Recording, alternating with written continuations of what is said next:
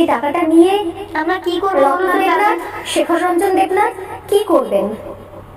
আর কারোর তো বিয়ে দেওয়ার নেই, না, কারোর জন্য গয়না কেনার নেই, কারোর জন্য বাড়ি বুক করা, ক্যাটারার, ডেকোরেটর কিচ্ছু করার নেই, কারোর জন্য আলাদা করে পড়াশোনা করানোর কিছু নেই।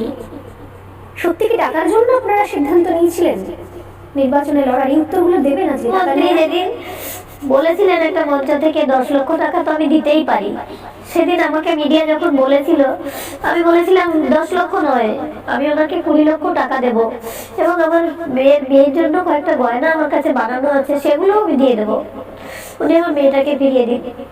এবং কোর্টে যেদিন সঞ্জয় রায়ের বিচার হলো, ওকে আজীবন কারাদণ্ড দেওয়া হলো, সেদিন বিচারক 17 লক্ষ টাকা ধার্য করেছিলেন আমার মেয়ের যে ক্ষতি হয়েছে তার জন্য। আমরা দুজনেই উঠে দাঁড়িয়ে বলেছিলাম, স্যার আমরা টাকা চাই না, আমরা